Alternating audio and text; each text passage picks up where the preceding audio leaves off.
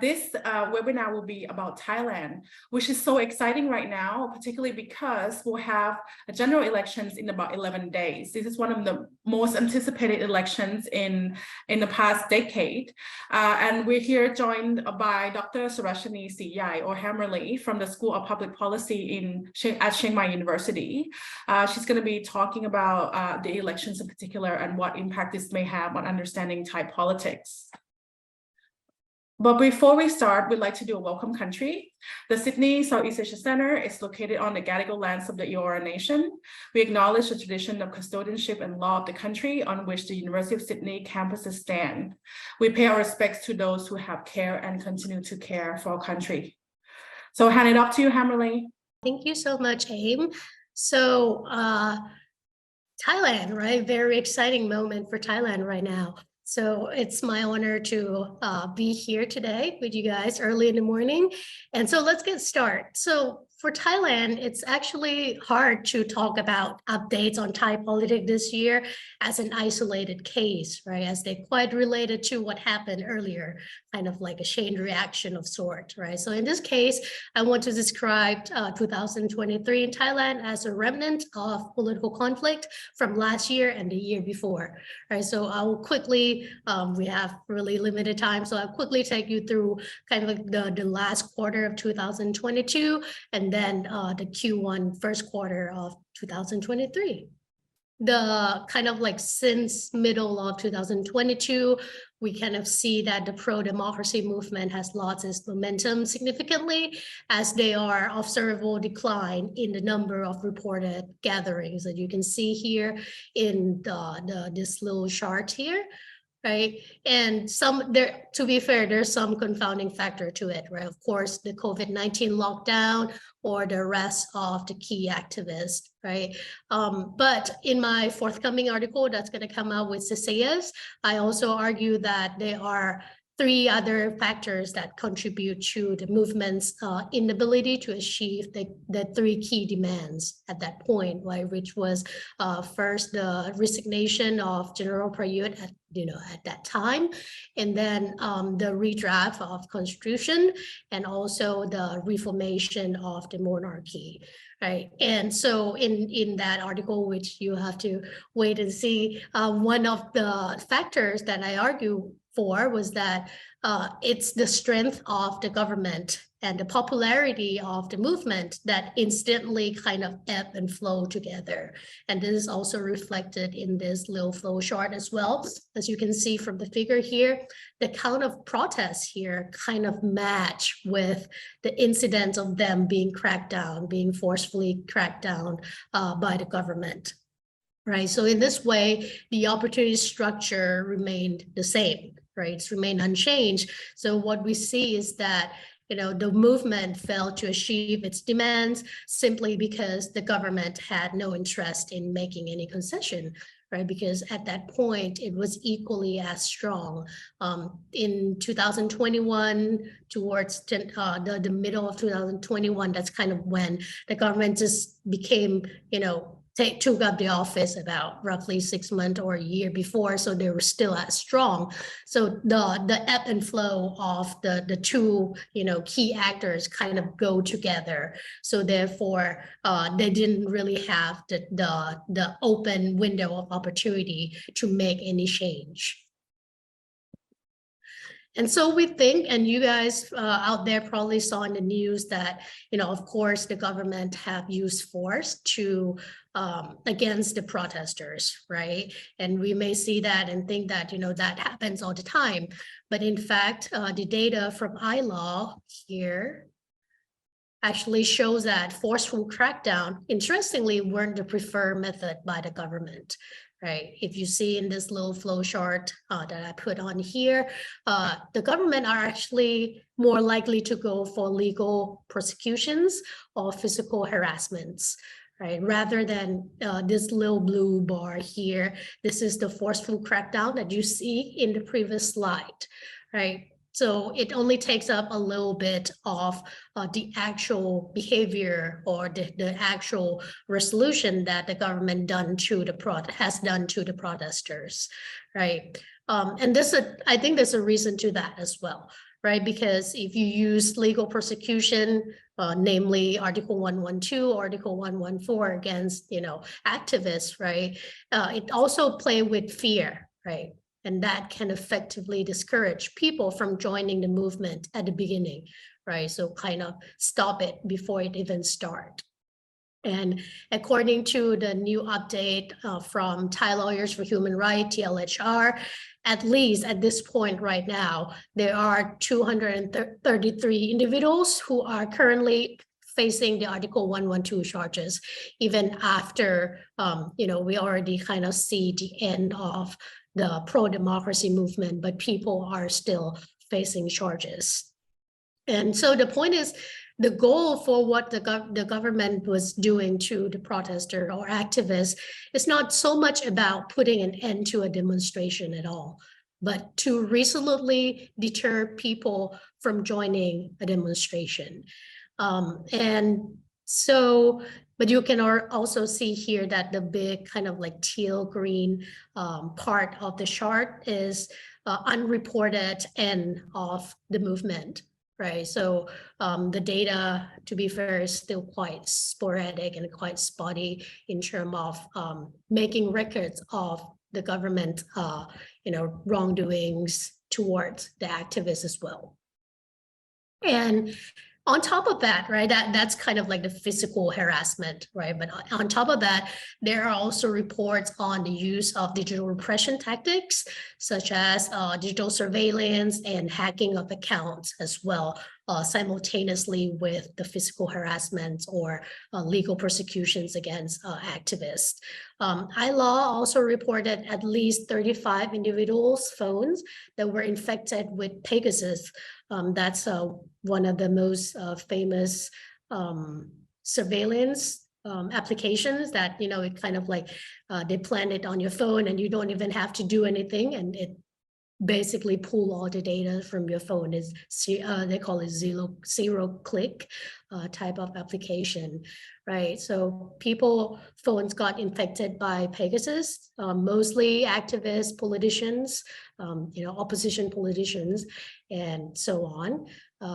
And on top of that, other 45 individuals got notification from Facebook that their account were at risk of state-sponsored attack. So that means, government are trying to hack into their Facebook account as well. So there are this two concurrent methods of surveillance and fear tactics that trying to deter people from continuing on their pro-democratic movement. But so after that, right, kind of like the tension kind of increased as well towards the last bit of 2022. Although we observe fewer protests because leaders are being arrested, right? But the political climate overall in Thailand remained tense throughout the last quarter of 2024. So by this time, the governing coalition became more fragile, and I speculate that that was the fracture. The first fracture in the governing coalition was partly because of the decision of Palang Pracharat Party to oust Thamarat Prompao and the other 20 MPs in middle of January, and that kind of signified the emerging political fault line inside the government that kind of slowly undermine its control and support from the allies as well. And like I said, the support kind of dies down, and the government began to lose control in the parliament as well. If you follow the news, you see that at one point they're barely able to hold a quorum most of the time. Politicians just stop showing up, representatives just stop showing up to the parliament. So there was a need to depressurize, right? Because there's also this increasing public pressure that they were dissatisfied with, why are you guys not showing up? You're a representative. You're supposed to be doing your job representing us, but you're not even showing up, right? So at that point, there was a need to depressurize already, right? So by the fourth quarter of 2022, most key student activists have been released as a part of the depressurization period, right? under a condition though, that they will not be engaging in any further political activities, right? And as more parliamentary sessions failed to hold, there were also talks about parliament dissolution by Q4. While the opposition party also became, they kind of like came out of their dormant stage, right? And starting to openly re-energize their base. They openly talk about the future of elections coming at the horizon. You know, they kind of already start re-energizing their voters since the Q4 of 2022. Way before, you know, the official dissolution actually came out. And so therefore, just quickly fast forward to the first couple months of 2023. And I call this as a season finale for key actors before elections. And briefly, what happened is that for the movement, although most key activists had already been released by 2023 by this point, some still remain in prison, right? And so to call for the release of the other 16 detained people detained pending on trial. There's these two activists, Tawan and Bam, who began their hunger strike on January 18, where they refused food and later on even refused water for 52 days, right? Kind of like to call for the release of all the 16 detained people who was facing charge of Article 112, right? At the same time, the government also struggled, right? So on March 21st, they caved, right? The dissolution of the House of Representatives was announced on the Royal Gazette on March 21st, and that concluded the 9-year regime of General Prayut Chan-o-cha. And so the movement, the people, the pro-democratic people celebrate that, right? To commemorate the end of the regime, more than 20 members of the United Front of Thammasat and Demonstration Group, and we call it in Thai, Thammasat and Thammasat และการชุมนุม, right? And they gather outside the parliament complex to watch off the dictatorship, where they dump, you know, gallons of water in front of the parliament as a symbolic gesture that they're celebrating the end of General Prayut Chan-o-cha administration. There were also gatherings in other locations as well by other pro-democracy groups. And the common sentiment was that they are hopeful with the prospect of elections on the horizon. And so that was the kind of like the season finale, the last act for all relevant actors. And so Thailand's looking forward to the elections, which in fact will come, the early voting will come in a few days from now. The date is set for May 14th for general election and early voting on May 7th. And we had 43 parties that have registered to the electoral committee, the election committee, but there are only 9 major parties that, you know, really have a chance, right? And so the big debate here, right, that voters are considering is that what would a governing coalition look like this time around? Although, you know, there's a party, Thai party, try to campaign for landslide victory, that they don't want to, you know, form any coalition. They want to be their single majority government. But realistically, you know, people realize that that might not be a realistic goal, right? So what they are paying attention to is what would a government coalition look like, right? So voters are keen to know whether the more progressive parties, so those parties to the left right here in my little chart here, would join hand with more conservative parties, right, in the dire effort to form a government or nominating prime minister. So these two parties right here, Rom Thai Sang Chat and Palang Pracharat, those are the party of General Prayut and General Prawit, right? They kind of split out from each other either, by the way. But the reality or the fact is that those two parties have the vote of the Senate, right? The senators who they directly appointed from the previous government, who they're still in office, right? So these two parties, although they may not be as popular as the Progressive Party here to the left, like the Move Forward Party or Thai Party or the other parties, right? But they can be a key maker in forming the government, right? And this party in the middle here are not symbolizing, the good moderate, right? Just because they're in the middle in my chart here doesn't mean that they're in the middle or like that there's center, but in fact, it's just that they're willing to play both sides, right? Not in a good way, right? Not because they're moderate, that's why they're in the middle, right? But apart from the big debate of what would a government coalition look like, I think what's also interesting to talk about is what's changed this time around, right? Because Thailand have not had election for the past, 8 years, 6 years, depends on how you count. But so what's changed, right? So on the surface level, I think what's changed quite significantly, is that voters become more interested in party policies and party promises rather than adhering to party levels, right? At this point, we're seeing the south of Thailand kind of going away from their Prachatipat, the Democrat Party that was having a stronghold in that region for the longest time. Now, the south is in fact quite a toss-up at this time, right? And so that was kind of the interesting part. And at the surface level, that's something that changed quite significantly from the last time that we have had elections before, right?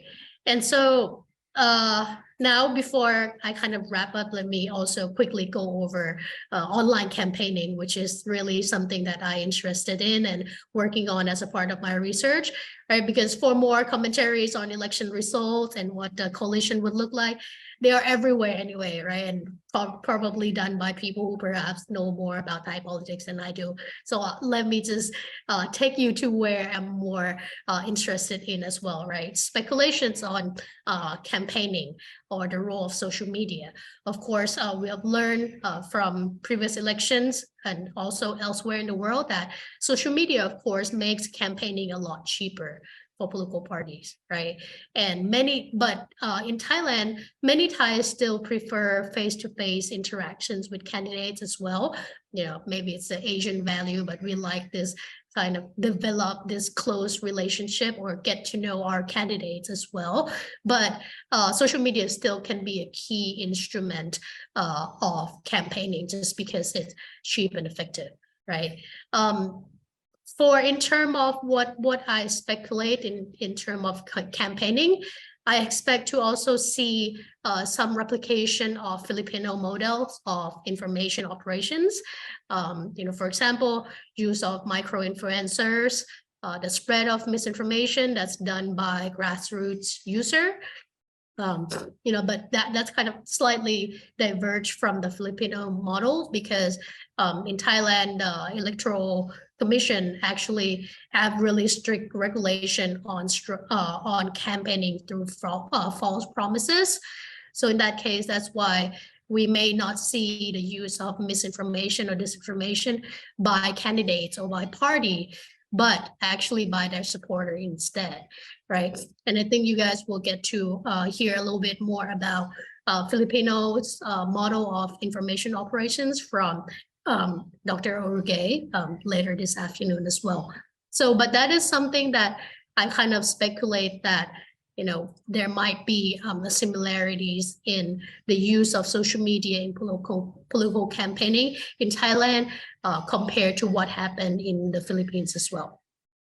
So those are my really quick briefings on update on Thailand for you guys this morning.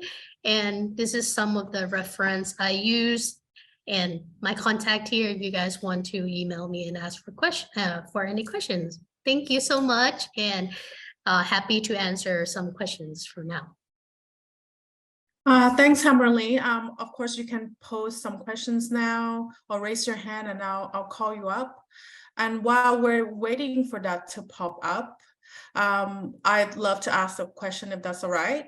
I just find it interesting that you frame, sort of like the political context of Thailand leading up to the election centered on the youth-led protests that have been going on for 3 years. Are there other factors that, in fact, could be more important than that in terms of shaping the electoral arena in the lead up to the election? That's a really good question. I think one of the reasons why I chose to frame, the story based on the youth movement is because I also study social movement, and it's just, it just only makes sense that I do it that way.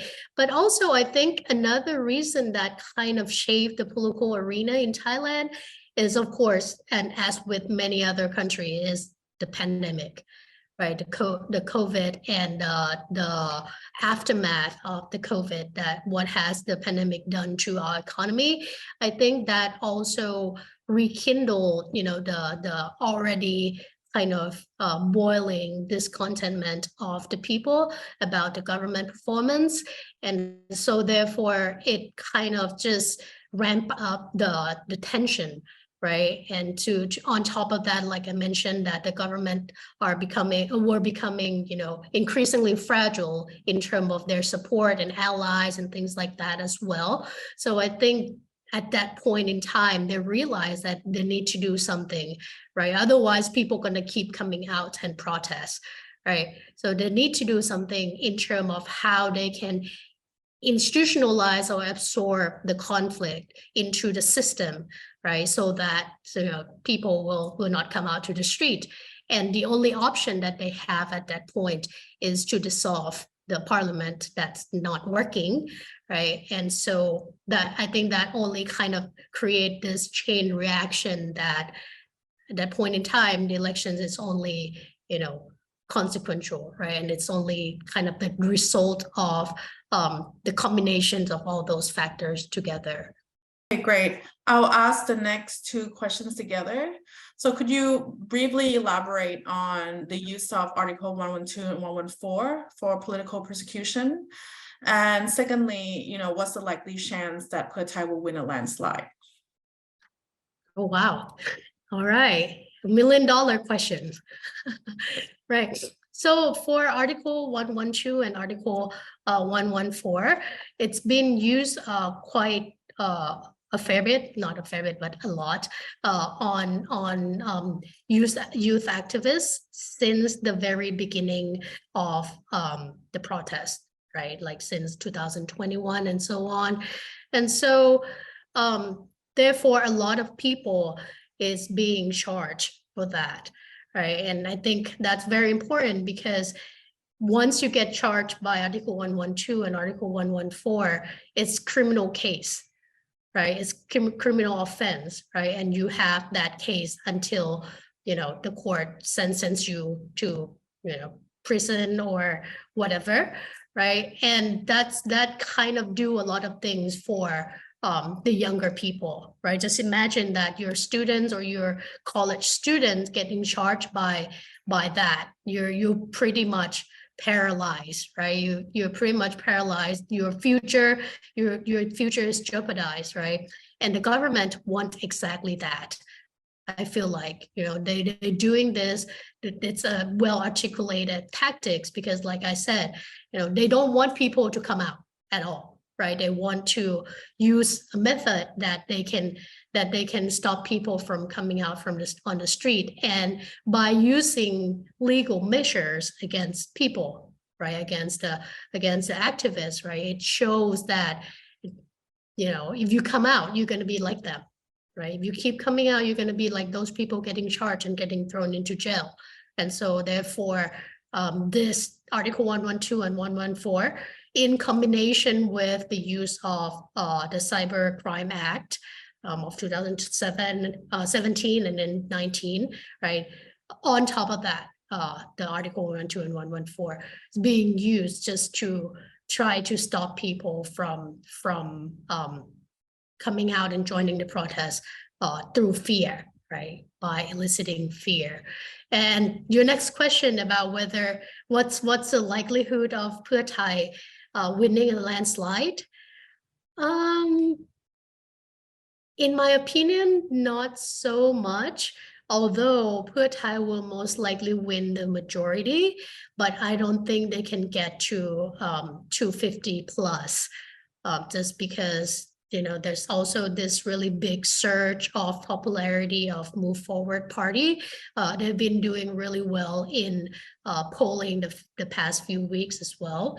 So, and there's been this talk about starting to see the sentiments on social media that some people are strategic voters trying to split the tickets, right? They may choose Pheu Thai for the district-based ballot, but then they will choose Move Forward Party for the party list ballot. But then that has changed quite a fair bit this past few weeks. Starting to see more online sentiment that now they're going to go all the way Move Forward Party, because the Move Forward Party candidates are doing quite well at debates as well, trying to convince people. So I think Pheu Thai, most likely, in my opinion, will have the majority, but it's not going to be landsliding victory. Great. I'm just gonna ask all next three all together, and I may not get to you, Alan. I'll try. Roger's asking question about potential for Thaksin to come back. We can have days of discussion about this, but we want a 10-second answer, Hamley, on this. Yeah. And then the second one is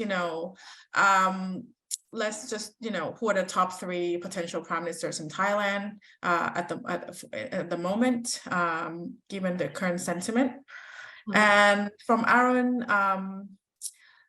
just a tiny bit of elaboration on the potential role of social media campaigning and how it may have been used differently by political parties. But just to be brief, maybe you can just focus on Move Forward, given that you just mentioned it's surging popularity. So number one, potential for Thaksin to come back. Second, top three prime minister candidates in your mind. And third, just what is Move Forward's social media campaigning strategy? All right, and I'm supposed to answer that in 1 minute. Okay, all right, so Thaksin to come back, I think there's a chance, a small silver chance that he can come back, but that also means that he understands that he will have to come back and face charge, potentially imprisonment, right? And I don't think it's a good timing to come back anytime soon, because it will affect the optics or the reputation of Pheu Thai party, because then it will look like, oh, okay, so you're running only just to bring Thaksin back, right? So the timing is really going to be really important for his arrival as well, should he choose to come back, right? Top prime minister, I think I'm just gonna run this based on the polling. I think it's a toss-up between Kun Tim Pitha and Ung Ing, right?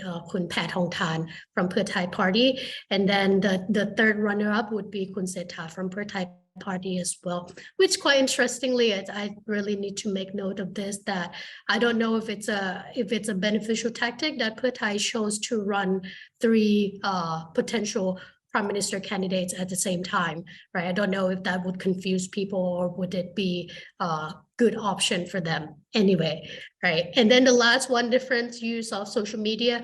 I'll just quickly compare Pheu Thai party and Move Forward party, right? Just a bonus. So Pheu Thai party really, from my research at this point, really monopolized on or really heavily invest in Facebook, on Facebook, right? They really, and in terms of their popularity, tends to be on Facebook as well. People talk about them positively a lot on Facebook. On the other hand, of course, Move Forward party monopolized Twitter, right? A lot of people, a lot of buzzing about them on Twitter. So there's also, and TikTok as well, right? But I don't have data on TikTok, but I heard that they're also quite popular on TikTok as well, which makes sense based on their, base, right? And so also another thing that I observed from these two parties' use of social media is that they're also very good at diversifying their contents across platform, right? I think ends are the day of, this marketing playbook that, oh, you have to keep repeating the same message across all platforms for it to be effective, right? But now we see diversification of content, right?